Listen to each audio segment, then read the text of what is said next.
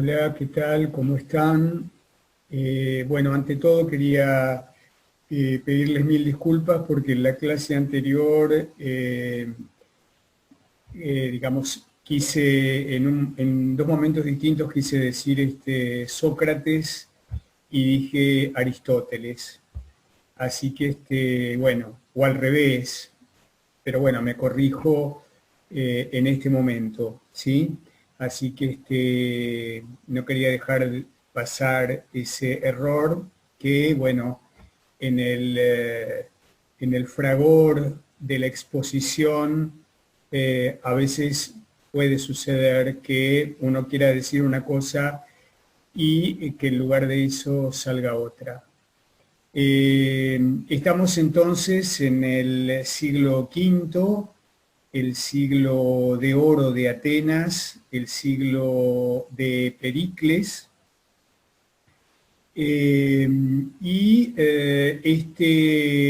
este momento para lo que sería la historia del pensamiento antiguo es lo que se denomina el periodo antropológico.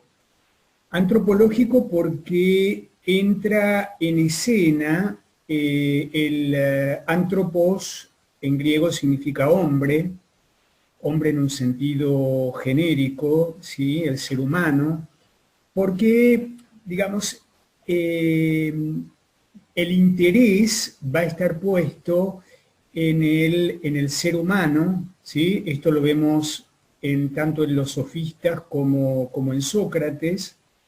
No es que antes no haya estado el ser humano también incluido dentro de las inquietudes filosóficas, pero en el periodo presocrático el hombre era un elemento más del cosmos, ¿sí?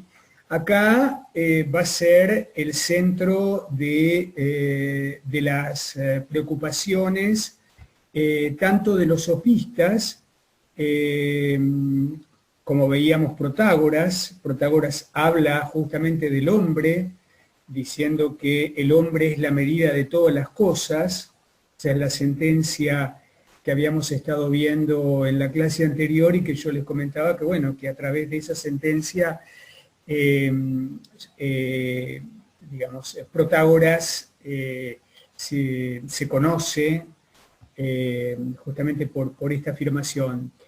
Vamos a ver que este es el siglo, diríamos, de varios personajes históricos.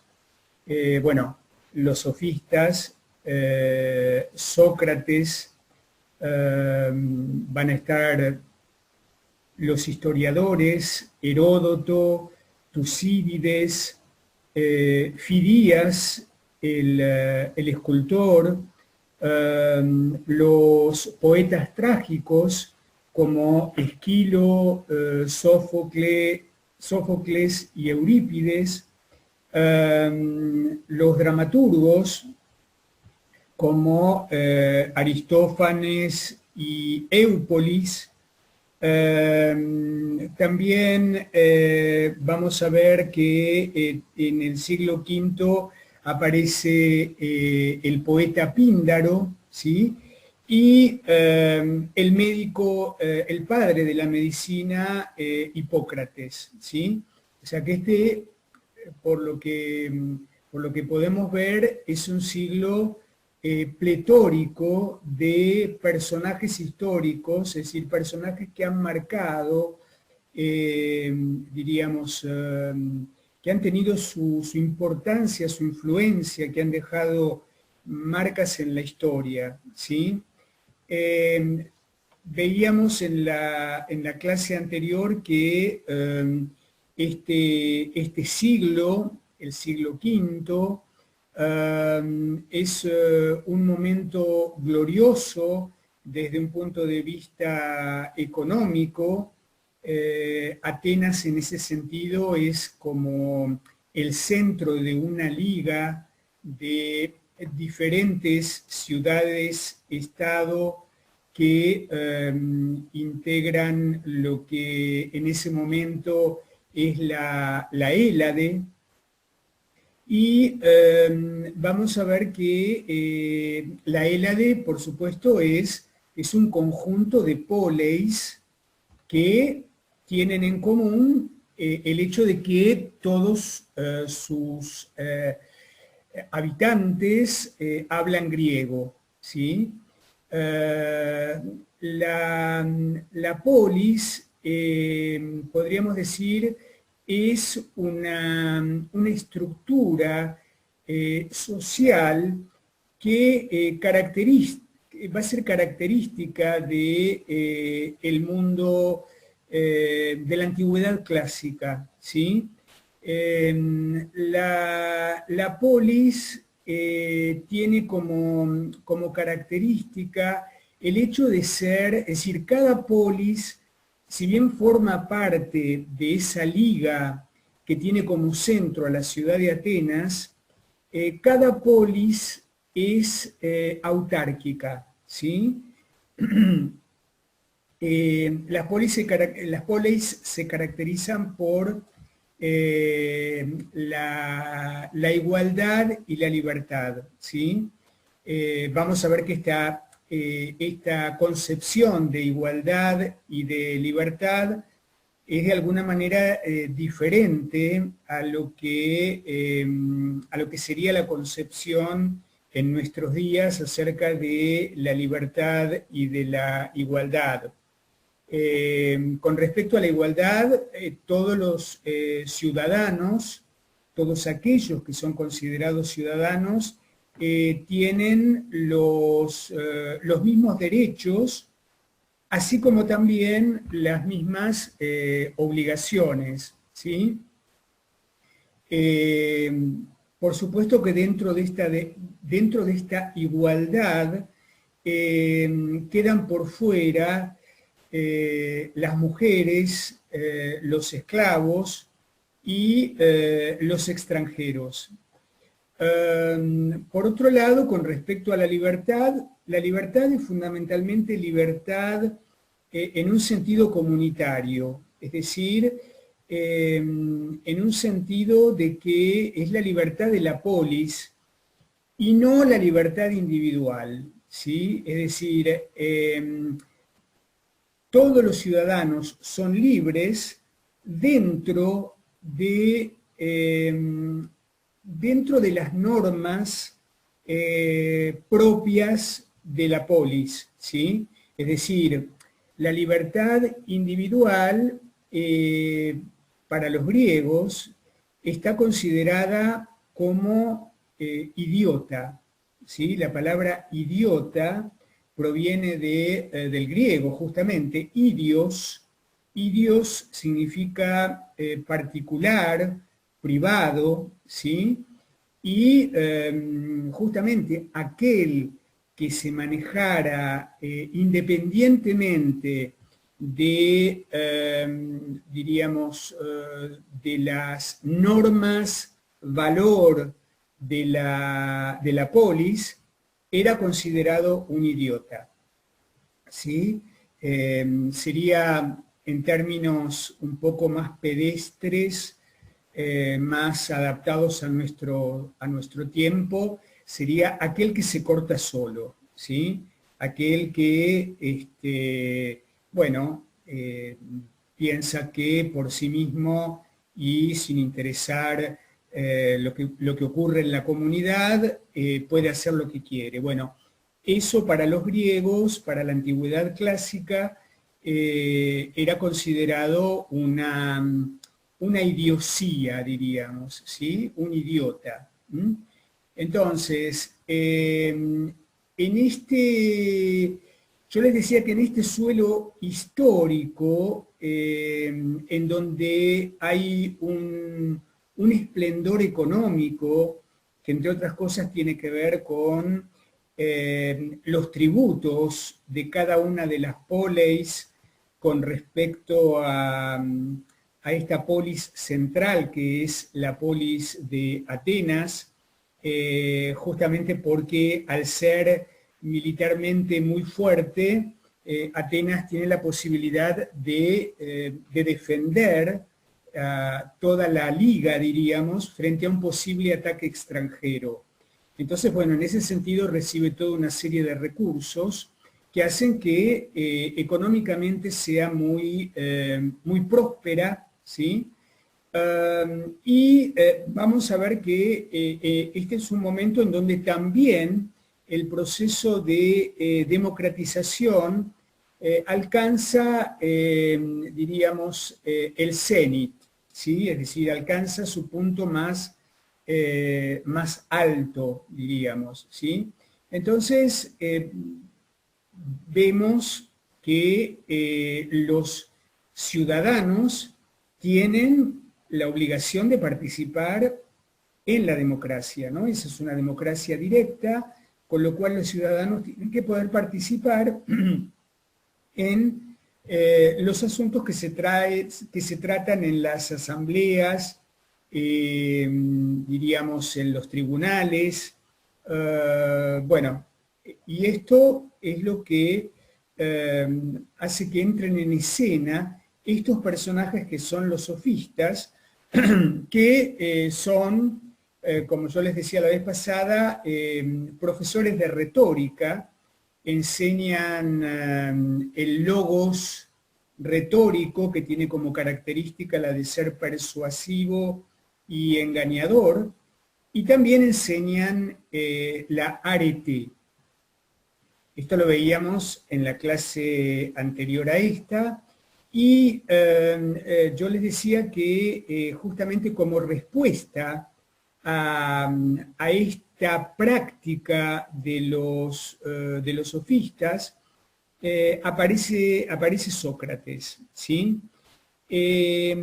Vamos a ver que la filosofía de Sócrates es fundamentalmente, podríamos decir, un proyecto educativo individual, es decir, un proyecto educativo que apunta a cada uno de esos ciudadanos notables de Atenas con los cuales él se va encontrando, como yo les decía también, en el camino, ¿sí? Esta filosofía socrática es fundamentalmente, como dicen algunos autores, una filosofía en el camino, en un doble sentido, en un sentido físico, porque lo que nos cuenta Platón es que Sócrates se encuentra siempre con sus interlocutores yendo y viniendo, ¿sí? Siempre está en una situación, diríamos, de tránsito, ¿sí? Y en esa situación se va encontrando con los notables de Atenas, a quienes empieza a interrogar. Entonces, voy a tomar un poco de agua.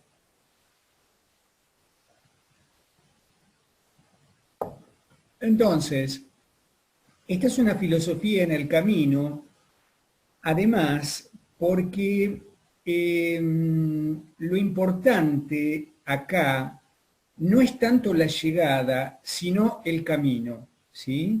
Es decir, para Sócrates es más importante la pregunta que la respuesta. En ese sentido, y veíamos también la vez anterior, la filosofía que florece en el siglo V, podríamos denominarla filosofía de la pregunta, porque el hincapié está puesto en la pregunta y no tanto en la respuesta. Es decir, el hincapié va a estar puesto en el problema que Sócrates plantea y no en la solución, porque justamente no hay solución. Es decir, uno lee los diálogos socráticos, que son justamente los primeros diálogos de Platón, y esos diálogos son diálogos aporéticos, es decir, son diálogos que plantean una problemática, ¿sí? Sócrates es un filósofo problemático, pero no dan solución, ¿sí? Es decir, hay un momento donde después de el interrogatorio socrático, después de tanta refutación por parte de Sócrates frente a los argumentos que va dando este ciudadano que es portador de un supuesto saber, bueno, el ciudadano queda en un estado de estupefacción, ¿sí? En un estado de reconocimiento de su ignorancia, y le pregunta a Sócrates esa misma pregunta que Sócrates le formula al personaje principal de ese diálogo, y Sócrates en ese momento se retira, es decir, no da respuesta. Son diálogos en ese sentido aporéticos, ¿sí? Y podríamos decir que la filosofía es intrínsecamente aporética, ¿sí? Es decir, siempre está faltando algo para poder dar una respuesta y podríamos decir, nunca hay una respuesta definitiva. Vamos a ver que esta actitud de Sócrates de interrogar a los ciudadanos de Atenas proviene de una anécdota que se cuenta en donde Sócrates tiene un amigo que se llama Querefonte. Querefonte se dirige al templo de Apolo en Delfos. Delfos es una ciudad que queda a 80 kilómetros de Atenas, y se dirige al templo de Apolo porque quiere preguntar si hay algún ciudadano en Atenas que sea más sabio que Sócrates. Bueno, resulta que la respuesta del oráculo es que no, ¿sí? Que no hay un ciudadano que sea más sabio que Sócrates, con lo cual Querefonte va y le comenta a Sócrates lo que había escuchado en el templo de Delfos, ¿sí? No reconociendo en sí mismo Sócrates un saber, recordemos que el saber de Sócrates es justamente el saber del no saber, ¿sí? La frase que se le atribuye a Sócrates es, solo sé que no sé nada. Bueno, justamente al tener conciencia de su ignorancia, empieza a buscar a los notables de Atenas, aquellos que supuestamente tenían que saber, ¿sí? Porque de hecho hacían algo que suponía un saber, por ejemplo, un sacerdote, por ejemplo, un general, por ejemplo, un artista, es decir, distintos personajes que poseían, podríamos decir, un saber hacer, pero que desconocían la esencia de aquello que sabían hacer. Es decir, tenían un conocimiento técnico, pero no podían dar cuenta, por ejemplo, en el caso de Eutifrón, qué era la piedad, ¿sí? Algo que supuestamente alguien que estaba dedicado a lo religioso tenía que poder dar cuenta, ¿sí? Bueno, la cuestión entonces es que Sócrates empieza su interrogatorio. Vamos a ver que justamente por estos interrogatorios Sócrates es percibido como un personaje molesto, y es esto lo que lo va a llevar finalmente a ser condenado, ¿sí? La cuestión es que Sócrates empieza a interesarse por estos personajes que no son solo los sofistas, que también supuestamente tienen un saber, porque por algo se presentan como maestros de arete, ¿sí? Entonces, bueno, interroga a los sofistas e interroga a los demás ciudadanos justamente por esto podríamos decir que Sócrates está interesado en el modo de ser de esta gente, ¿sí? Se empieza a interesar por el modo de ser de esta gente, modo de ser que en griego se dice ethos, ¿sí? De ahí proviene la palabra ética, ¿sí? Y justamente Sócrates lo que empieza a descubrir es esto que yo acabo de decirles, que estas personas en realidad poseían una tecné, ¿sí? Una técnica, la tecné, ¿sí? Pero no sabían en realidad por qué hacían lo que estaban haciendo. Es decir, no podían dar una respuesta cabal. Por ejemplo, un general no podía responder acerca de algo fundamental en el caso de un general que tiene que ver con la valentía. Un artista no podía dar cuenta acerca de lo que era la belleza, ¿sí? Bueno, y así sucesivamente en los diferentes diálogos. Entonces, se va dando cuenta Sócrates frente a esta aporía del interlocutor, se va dando cuenta que verdaderamente esta gente poseía un supuesto saber, ¿sí? Pero no un saber verdadero, ¿sí? Entonces, él se da cuenta que en realidad en su intento de desmentir al oráculo de Delfos, él se va a dar cuenta de que el oráculo tiene razón, de que él es el único sabio, porque es el único que sabe que no sabe, ¿sí? Y justamente este saber del no saber es, desde este punto de vista, el origen de la filosofía. Nosotros estuvimos hablando de distintos orígenes de la filosofía. Uno de los orígenes del que más hablamos fue el tema del asombro, ¿sí? La filosofía tenía que ver con, bueno, cuando aquello que es familiar se nos vuelve extraño, ¿sí? Con la pregunta acerca de lo más obvio, ¿sí? Y vamos a ver que en este caso, justamente, la falta de respuesta, la aporía, es lo que va a movilizar a esta búsqueda incesante de un saber que, como dijera Pitágoras, solo los dioses poseen.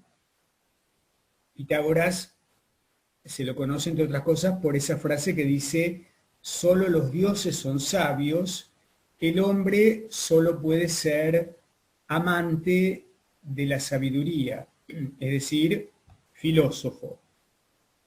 Entonces, Sócrates, a partir de esto, vamos a ver que empieza a preocuparse por, como yo les decía, por el modo de ser de estas personas, ¿sí? Y escandalizado por esta enseñanza, esta pretendida enseñanza de Areté por parte de los sofistas, él dice que lo importante, lo más importante es el cuidado del alma, ¿sí?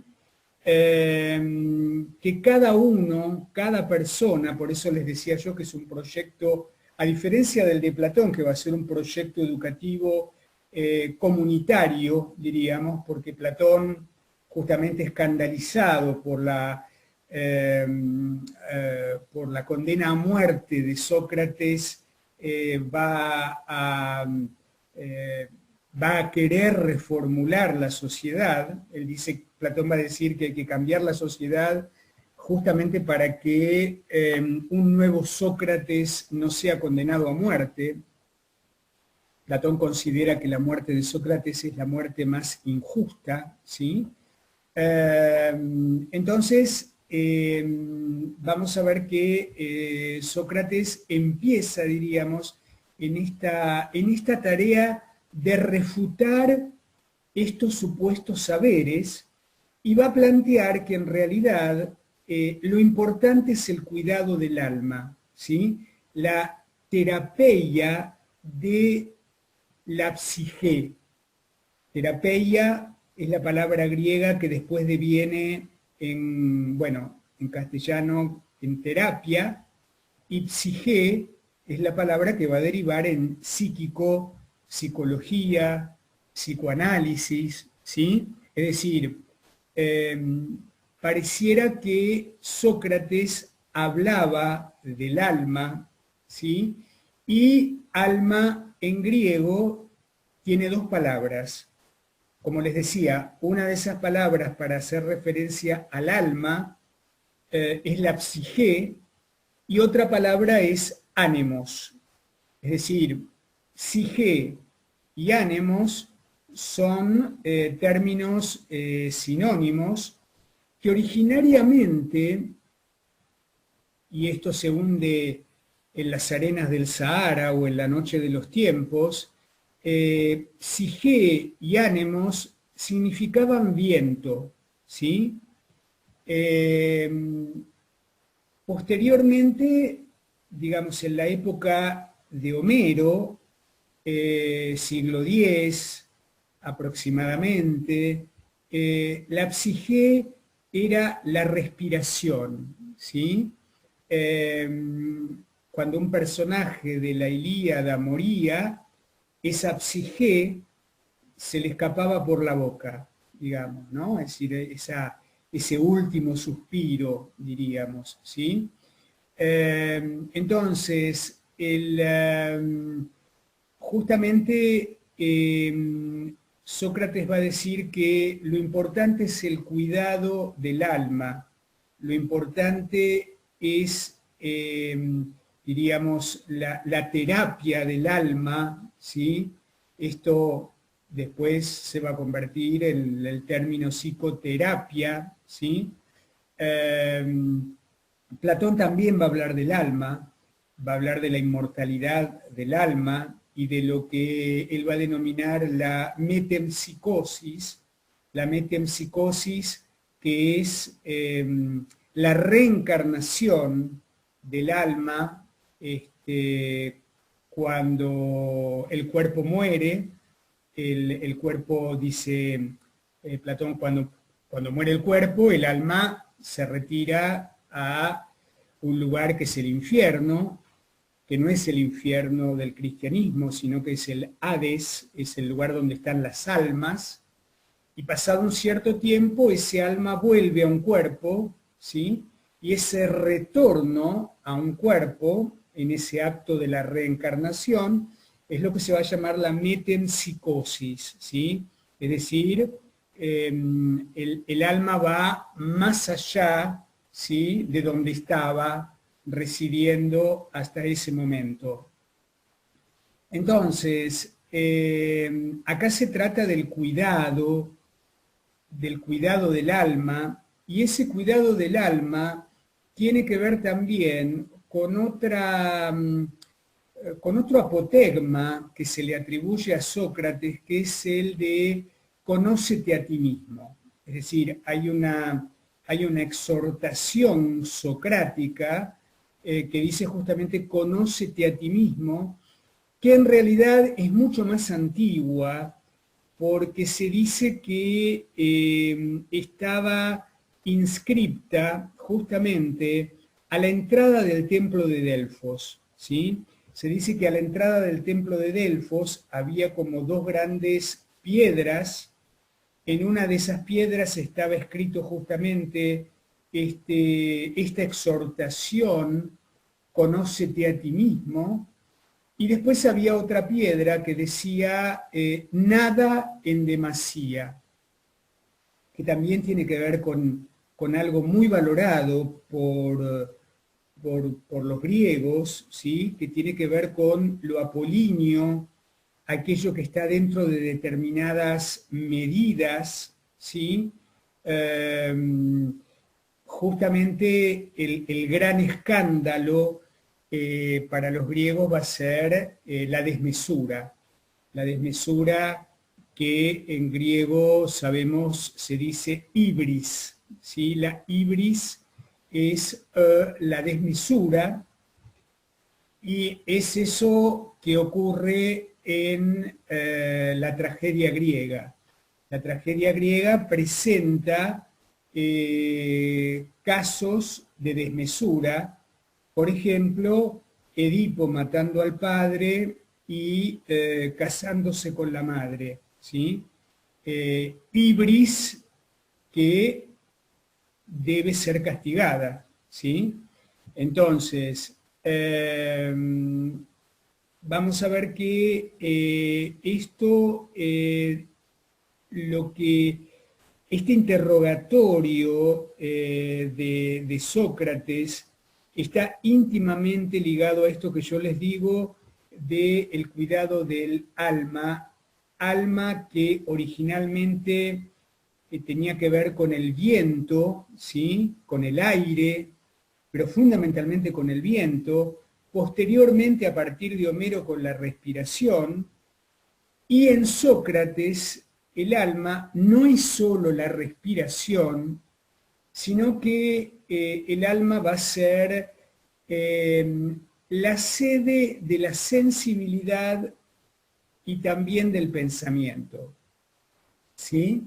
Vamos a ver que de todas maneras es interesante ver esta idea de la respiración y esta idea del viento que está en el origen del término psique y ánimos, en el sentido de que el viento es aquello que mueve las cosas, ¿sí?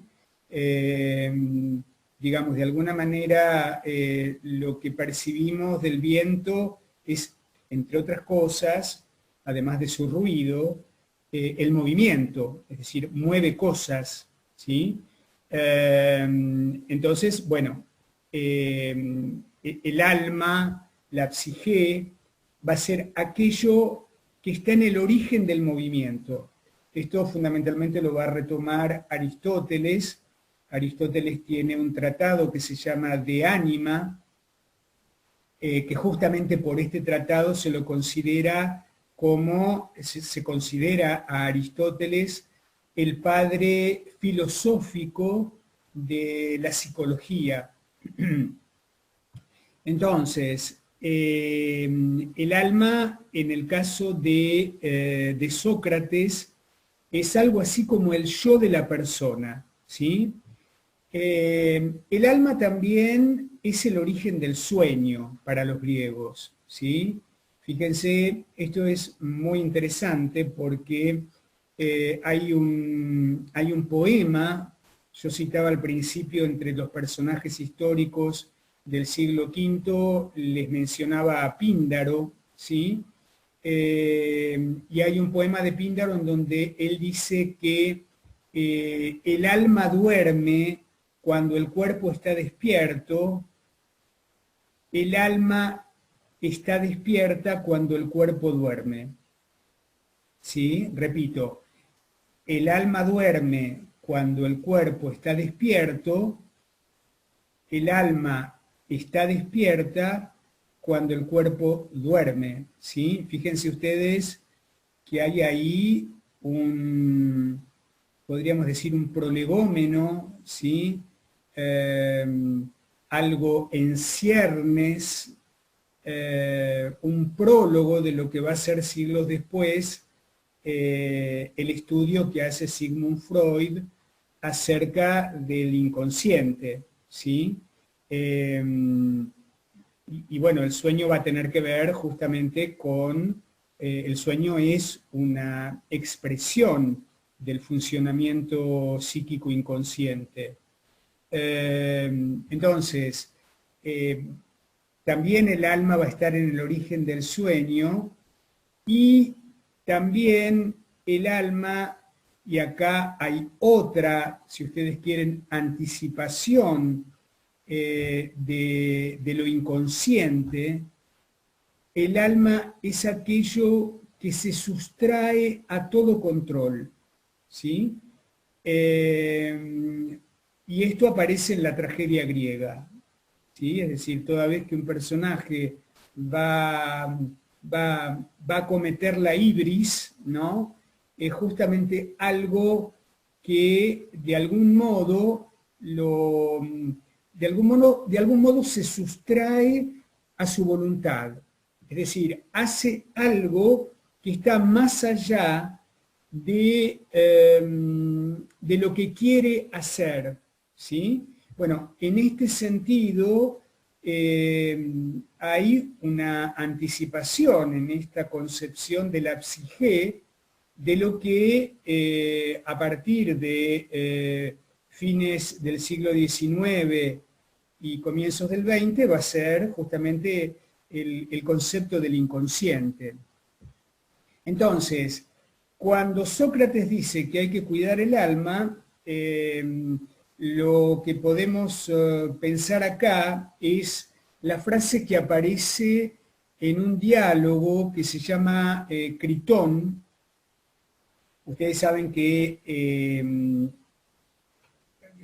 Sócrates, justamente por esta actitud, diríamos, cuestionadora, empieza a resultar molesto y se le prohíbe hacer este tipo de cosas, ¿sí? Se le prohíbe seguir filosofando, ¿sí? Filosofando, interrogando, ¿sí? Filosofando, poniendo en cuestión, ¿sí? Si la filosofía a partir de ahora entonces tiene que ver con eso, con el pensamiento crítico, ¿sí? Con movilizar en el otro, con reproducir en el otro esta aporía que habita en Sócrates y que es el origen de esa búsqueda constante que justamente tiene sus raíces en el deseo de saber, ¿sí? Lo más radical del deseo, en este caso del deseo de saber, es su relación con la falta de saber, ¿sí? Esto es, podríamos decir, el núcleo, la piedra angular que sostiene todo el edificio de lo que llamamos filosofía, ¿sí? Es decir, a partir de Sócrates podemos de alguna manera decir que es la aporía, ¿sí? El origen de esta búsqueda de, como dijera Aristóteles, de este saber que estamos buscando, ¿sí? Entonces, yo les decía que Sócrates va a ser, justamente se le prohíbe seguir filosofando, ¿sí? Y como Sócrates se niega a esto, entonces se le pide que deje Atenas, que se exilie, ¿sí? Esto es una de las penas más grandes que había en la antigüedad, que es ser condenado al exilio. Entonces Sócrates dice que no solo no va a dejar de filosofar, sino que además lo va a seguir haciendo en Atenas. Entonces este espíritu rebelde, bueno, hace que si ninguna de esas dos anteriores alternativas Sócrates, ninguna de las dos acepta, entonces se lo condena a muerte, ¿sí? Se lo condena a beber un veneno, y mientras se está esperando esa condena a muerte, está en la prisión, aparece un amigo que se llama Critón, hay un diálogo de Sócrates muy hermoso que se llama Critón, este amigo, que es un amigo, digamos, que es muy rico, que tiene muchos recursos, acaba de sobornar a los carceleros y entonces le dice a Sócrates que se pueden escapar, ¿sí? Que viene justamente a llevárselo, y Sócrates le dice que no, ¿sí? Le dice, bueno, si fuera por estos pies, yo estaría ya lejos de Atenas, pero yo no soy solamente esto, ¿sí? Y ahí aparece una frase que dice que, digamos, no es suficiente convivir, sino que hay que vivir bien, ¿sí? Y vivir bien para Sócrates significa curar el alma, ¿sí? Cuidarla, ¿sí? Es la terapia de la psique. Entonces, Sócrates en ese diálogo empieza a hacer un elogio de la ley. Elogia las leyes, se le aparecen las leyes, diríamos, y Sócrates habla a través de las leyes, y bueno, y ahí aparece todo un elogio de la importancia de estar subsumido a la ley, la importancia de estar, de alguna manera, de aceptar las restricciones y al mismo tiempo las libertades que toda ley otorga. Es un diálogo precioso que, si tienen posibilidades de leerlo, se los recomiendo. Es muy interesante, muy poético también. Y entonces Sócrates, es como si Sócrates dijera, volviendo a la psique como respiración, no se trata solamente de respirar, ¿sí? No soy solamente una respiración, sino que además tengo una conciencia de quién he sido, y en ese haber sido, lo importante de la ley, diríamos, como la ley me ha constituido. En ese sentido, una de las cosas que va a decir Sócrates a través de las leyes es que no fueron mis padres, fueron las leyes. Las leyes me engendraron, ¿sí? Es decir, hay un nacimiento o una concepción, perdón, ¿sí? Hay una concepción que no es solamente el acto biológico, ¿sí? Del encuentro del óvulo con el espermatozoide, sino que hay una constitución, plantea Sócrates, que tiene que ver también con la ley, o fundamentalmente con la ley. Entonces, lo que vamos a ver es que este interrogatorio que practica Sócrates para, de alguna manera, verificar o refutar lo del oráculo de Delfos, tiene como dos grandes momentos, ¿sí? Un primer momento, esto por supuesto está conceptualizado por toda la historia de la filosofía posterior. Un primer momento que es el momento, podríamos decir, negativo, que tiene que ver con la refutación, que tiene que ver con esta puesta en cuestión permanente por parte de Sócrates frente a cada una de las intervenciones argumentativas del interlocutor, y esa refutación se va a dar justamente a través de lo que se llama la ironía socrática, en donde de alguna manera hay como una especie de simulación por parte de Sócrates de que él cree que el otro sabe y que el otro le va a poder dar una respuesta, y de esa manera lo va, podríamos decir, seduciendo al interlocutor hasta que lo va a llevar a, digamos, a repetir en él, en el interlocutor, su propia aporía, ¿sí? Es decir, el interlocutor se vuelve socrático de alguna manera, ¿sí? Y parece que esto fue lo que resultó molesto, ¿sí?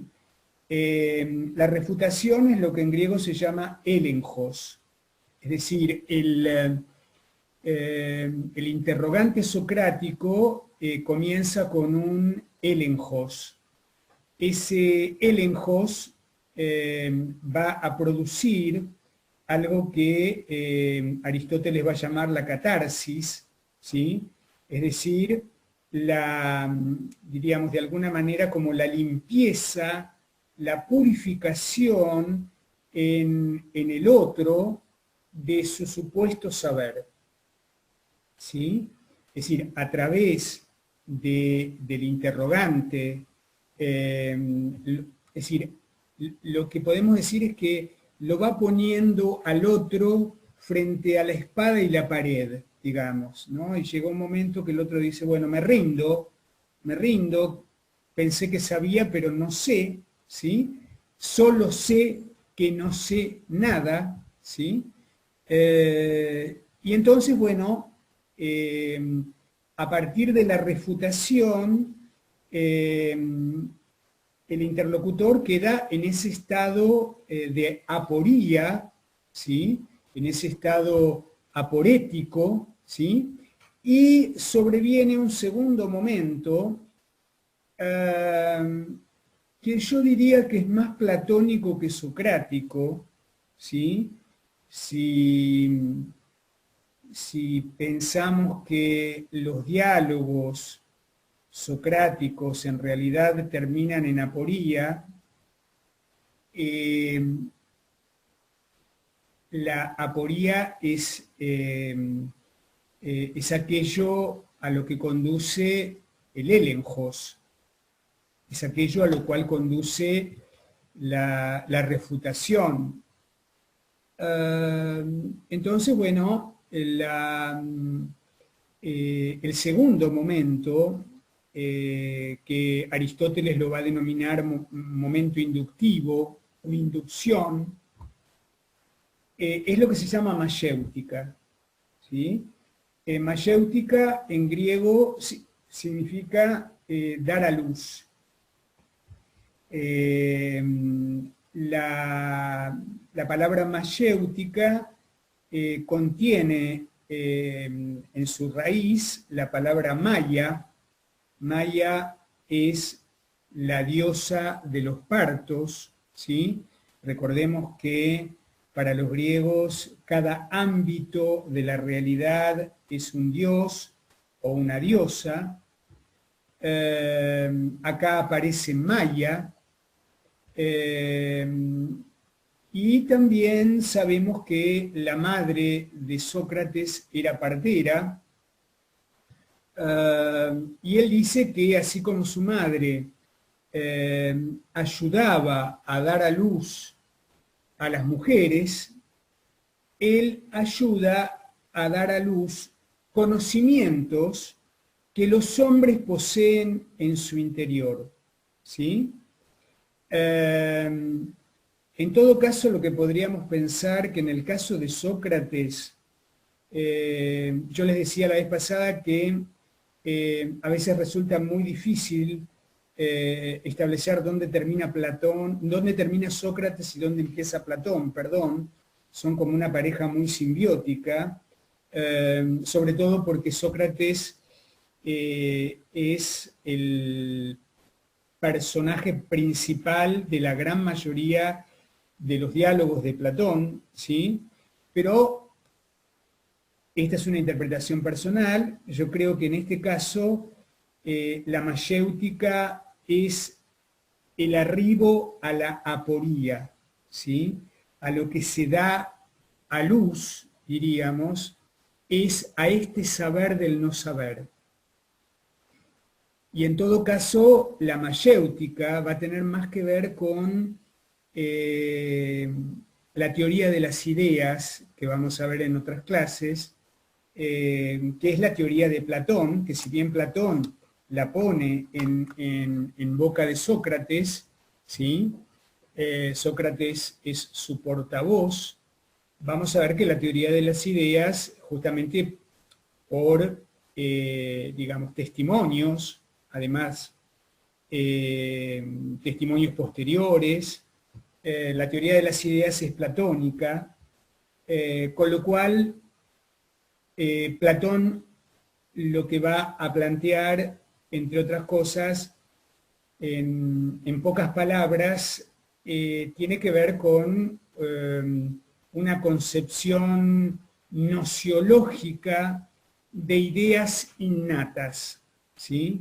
Es decir, como que el conocimiento está en el interior, ¿sí? Y que no viene de afuera, es decir, no hay alguien que transmita o ponga conocimientos desde afuera, sino que el conocimiento lo descubre cada uno en sí mismo, porque despierta aquello que cada uno trae desde el nacimiento, diríamos, ¿sí? Esto lo vamos a ver cuando veamos Platón, pero bueno, la mayéutica sería como lo que se atribuye como segundo momento del interrogatorio socrático. Es decir, en el primer momento tenemos la refutación o elenjos, y en el segundo momento tenemos la mayéutica, que tiene que ver con esto de dar a luz, ¿sí? Y ese método inductivo, que es la mayéutica, según Aristóteles, consiste justamente en ir de los diferentes logoi hasta alcanzar el logos. Fíjense que acá hay una posición totalmente contraria a los sofistas, ¿no? Para los sofistas solo hay logoi, ¿sí? Es decir, que frente a un mismo aparecer, como decía Protágoras, puede haber dos logos diferentes, ¿sí? O dos logoi diferentes y al mismo tiempo contradictorios, ¿sí? Por ejemplo, ¿se acuerdan lo del aire? Que para una persona un viento podía ser cálido y para otra persona podía ser frío. Es decir, frente al mismo viento no hay un logos, en el caso de los sofistas, ¿sí? No hay un logos que sea revelador de la realidad, sino que, bueno, hay diferentes perspectivas frente a un mismo hecho, y justamente, bueno, Platón, como vamos a ver, es una reacción frente a este relativismo subjetivista de los sofistas, ¿sí? Entonces,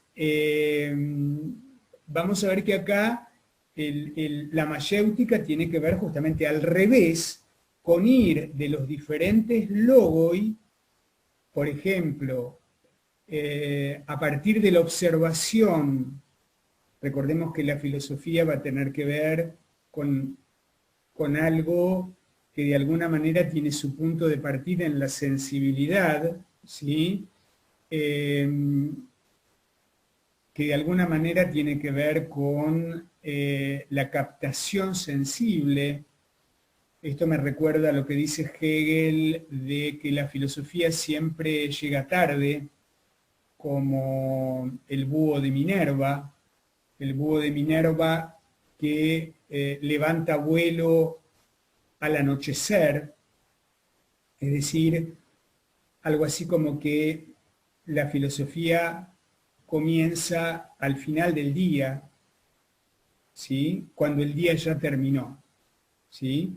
Es decir, podemos decir que la filosofía es un saber, entre comillas, o es un intento de saber eh, ex post factum, ¿sí? Es decir, después de lo sucedido, ¿sí? Es decir, si pensamos en el asombro tiene que ver fundamentalmente, en principio, con lo sensible, con este hecho de que hay cosas, ¿sí? Es decir, la cuestión comienza en todo caso con la dimensión óntica para pasar a la dimensión ontológica. Entonces, vuelvo a la mayéutica. La mayéutica tiene que ver entonces con un ascenso de los diferentes logoi, por ejemplo, a través de la sensibilidad conocemos, por ejemplo, que hay pinos, ombúes, sauces, yo qué sé, baobabs, ¿sí? Alerces, es decir, hay una cantidad, hay una multiplicidad, una diversidad de árboles, ¿sí?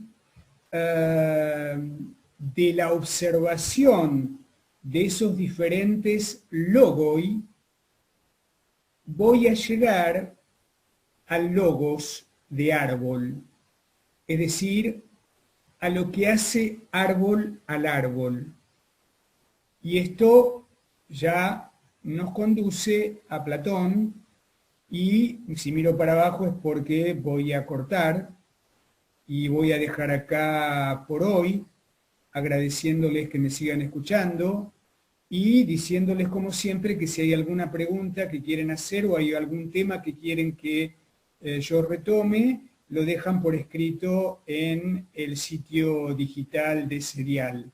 ¿Sí? Bueno, gracias por escuchar.